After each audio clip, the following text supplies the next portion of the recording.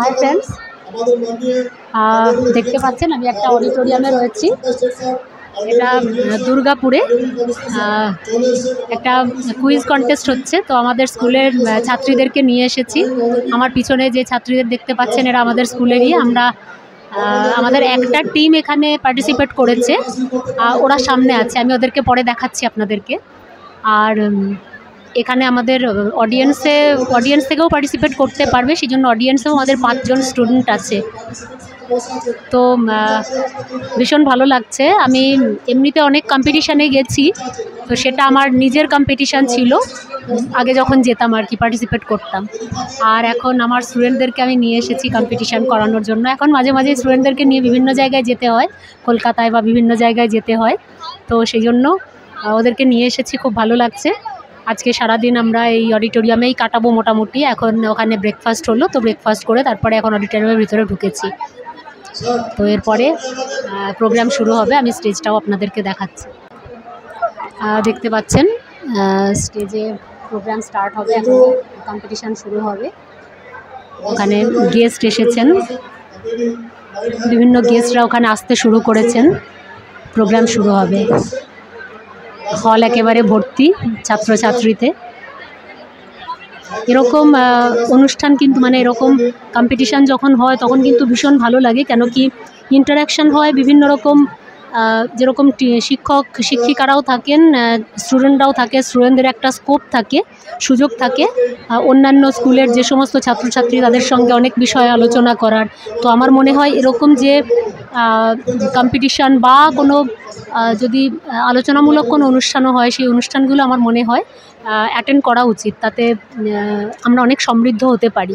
সেটা যেরকম ছাত্রছাত্রীরা সমৃদ্ধ হতে পারে, সেরকমভাবে আমরা শিক্ষক শিক্ষিকা হিসেবেও সমৃদ্ধ হতে পারি। আর তার থেকেও বড় কথা, সমস্ত বিভিন্ন মানুষের সঙ্গে যোগাযোগেরও একটা মাধ্যম বটে এটা। তো সেই হিসেবে আমি পুরোটা আপনাদেরকে দেখানোর চেষ্টা করছি, যতটা সম্ভব হলটা দেখানোর চেষ্টা করছি। তো এখন রয়েছি অডিটোরিয়ামে, দেখতে পাচ্ছেন স্টুডেন্টে ভর্তি। এরা হচ্ছে আমাদের পিছনে যে রয়েছে 5 জন, এরা আমাদের স্কুলের স্টুডেন্ট আর কি। তিথি আছে, আরও ওখানে আরও 4 জন রয়েছে বসে, আমাদের স্কুলের student, Parbatpur girls high school. এটা দুর্গাপুরে হচ্ছে, এই অডিটোরিয়ামটা দুর্গাপুরে সৃজনী অডিটোরিয়ামে হচ্ছে এটা।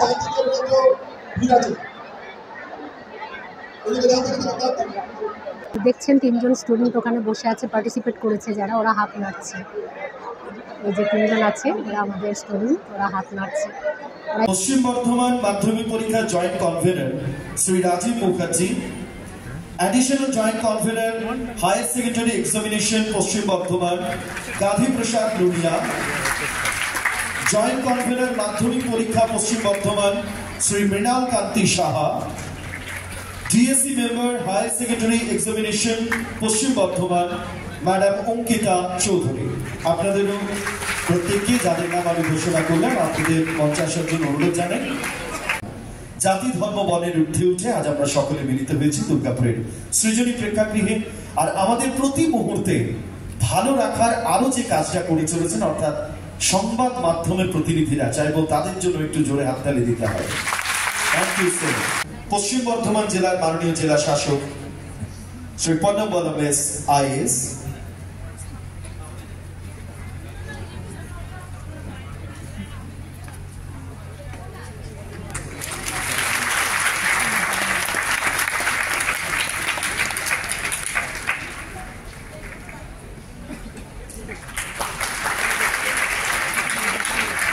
Conference of National Congress is question number 1.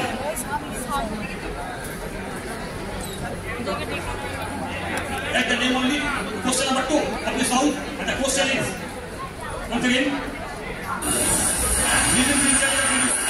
10, 9, 8, 7, 6, 5, 4, 3.